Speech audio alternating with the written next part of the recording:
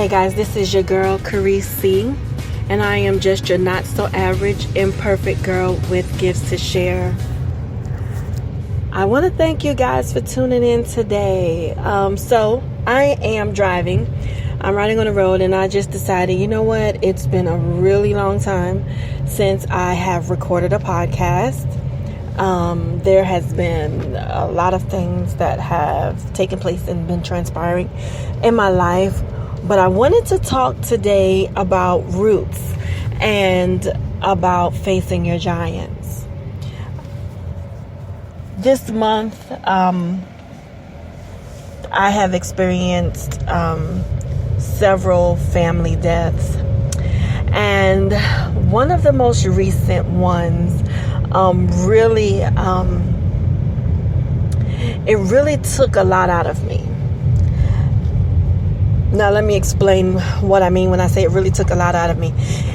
It allowed me to see one major thing. And that major thing was that although I was healed in an area of my life that was very traumatic, I have not been delivered from it. And so let me explain from a Christian standpoint of things. You will often hear the terms healed and delivered. And sometimes people use the word healing one in the same with deliverance. And I have grown to understand that there is a difference. There is a big difference in healed and delivered. And let me just go ahead and explain that to you while I'm on the topic of healing and deliverance.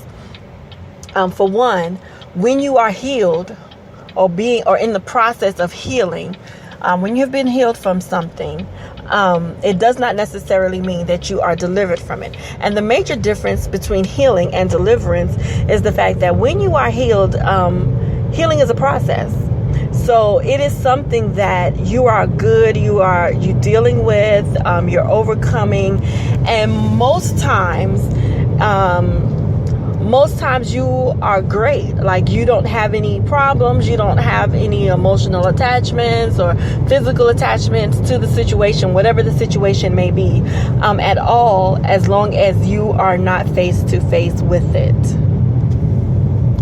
Okay, prime example, one of the biggest examples, or the most common examples that kind of makes it reality, is someone who may be a drug addict or something, a drug addict. And basically, when you're healed from a particular drug, whatever it may be, you're good. I don't smoke anymore, whatever. You're good as long as you're not around it. So as long as you're not around it, or you're not dealing with people who smoke or who in your face who are dealing with the same thing that you're trying to be delivered from, you're good. As long as you're not having to actually face that giant and face that, that spirit head on, okay? You're good. But being put in a situation where you actually have to face it. So if you're a drug addict and you haven't been around other drug addicts and you're not tempted, you're having to actually face it and be in the presence of someone who is doing the same thing that you are healing from. Most time the temptation is very strong, and you will find yourself in a situation where you are making a decision on whether or not do I fall into this temptation, or do I, or can I move on from this? You find yourself struggling. Whether you actually take the bait or not, you actually find yourself struggling. When you are delivered from a situation, when you are delivered from something, whatever it may be, whether it be drugs or anything else, any type of temptation, anything, that is a hindrance to you and from you having a relationship with God or just being a better you. When you are faced with that in your deliverance, it doesn't bother you. You can be in the presence of someone who is doing the same thing that you have done and it not bother you. You're not tempted by it. You don't feel like I need to do that. You're not tempted to take a smoke. You're not tempted to take a drink. You're not tempted to indulge. None of those things bother you. You can be there and you can deal with the situation and not feel the need of struggle. You don't struggle with it. That's how you know when you're delivered for something, because you can be in the face of it. You can be facing that giant. You can be facing that temptation and not be bothered by it. Well, this month, I will say this month, I was in one of those type of situations. Now, my struggle has been forgiveness. And most people don't deem that as a struggle. But when you're dealing with something such as sexual abuse,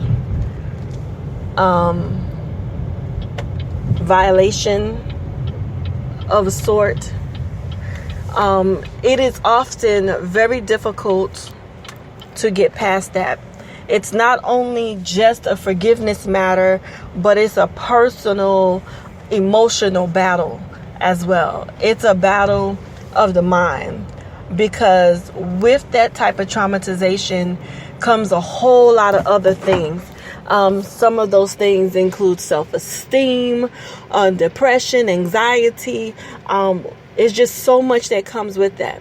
And so I found myself in a situation where I felt like, in my heart, I really felt like I had forgiven. But the thing is that I have never had to be face to face with the person who violated me, or the persons who violated me. And during this time of bereavement for a relative, I found myself in a situation where I would have to be face to face with at least two of the people who violated me for a number of years. And again, I felt like, hey, I could do this. I'm going to be there for my family member. I'm going to be there, to be supportive. But I also found myself during this process also feeling guilt. And I felt guilty about my relative who had passed, because I know that my relative that passed was brought up around these same people and in the same household as these people who violated me. And so I could only imagine what level of violations may have taken place. And I felt like I wasn't close enough to this or to this relative to be maybe a source of inspiration, or just being a shoulder to lean on, or an ear to hear, because I was so consumed with staying away from the violators that I didn't even think about in long term. I didn't even think about what situations this relative may have been in or may have gone through growing up. Now, mind you, this relative was already out of the house at this point, and basically an adult, a young adult. So just the situation of this relative no longer being here at such a young age was a lot by itself, not including the fact that I have already experienced several deaths within this same month. And so it was so difficult and so hard, just like, oh my God, another death. Like, I can't do this.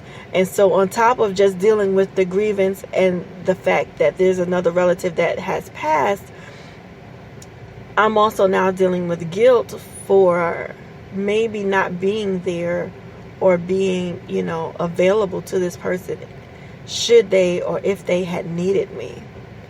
And also being there and being a support system to my relative who lost a daughter, and also knowing that this same relative is someone who's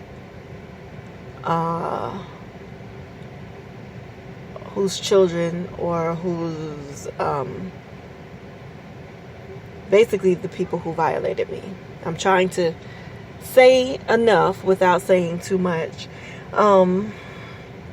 That was very much a challenge. It was very hard. And not only that, but I also had to stand in front of all of these people, including those violators, and sing and maintain my composure throughout this whole process.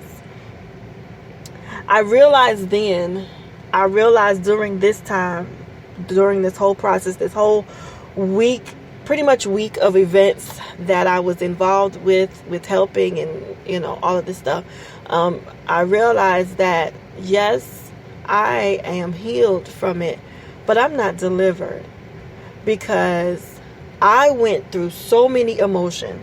When I say I went through such a plethora of emotions, now understand, when I traveled, I did not travel with my husband. It was, I traveled alone without him. But it was like, oh my goodness. It was like, as long as I was there, I held up really good. I kind of maintained, and I found myself going through so much anxiety. My anxiety was through the roof. Just on the ride there, my anxiety was through the roof. Then to turn around and have to see them when it was time to actually see them, knowing that they were going to have to be there. To have to see them, it took a whole nother turn. And I kind of went through like a series of emotions all at one time. And over those few days that I was there, I went through so many emotions. By the time everything was over with and the funeral had been had, and we were going to prepare the next day to like go home or whatever, that night I could not sleep. That night I cried like a baby. That night I went through so many things. And now let me say, that weekend my husband surprised me and did come up as a support, which he surprised me. I didn't know that he was coming, so it was a big surprise. And it was almost like a sense of relief at the same time, because it was like everything that I was feeling was released. I just had to get it out. I just cried, and I realized, I said, God, I am not delivered from this thing, and I will say also that even in a moment, I heard, go to this person and say, I forgive you. And I could not do it. And so I want to encourage you guys today to really take a close look at yourself and evaluate where you are. There are some things that we think that we have overcome, and we really have not overcome them. There are some things that, we have just scraped the surface of it. But you are everything that God has called you to be. And you do not have to be afraid. You do not have to be afraid to speak and say it and put it out there. Release that thing so that it cannot take any more root, because you will find yourself at a place where you're still dealing with things and you're responding to certain things a certain way because of what has happened to you. No longer allow people's actions to control yours. So I want to encourage you today to stay focused and know that you are a child of the King, that you are worthy, that you are beautiful, that there is nothing that someone has done to you that is your fault. And that you have to forgive, not just from a surface level, but that you have to forgive from the root. And you have to forgive and be able to face those giants and walk in your deliverance. So I leave you with that today. I love you with the love of Christ, and there is nothing that you can do about it.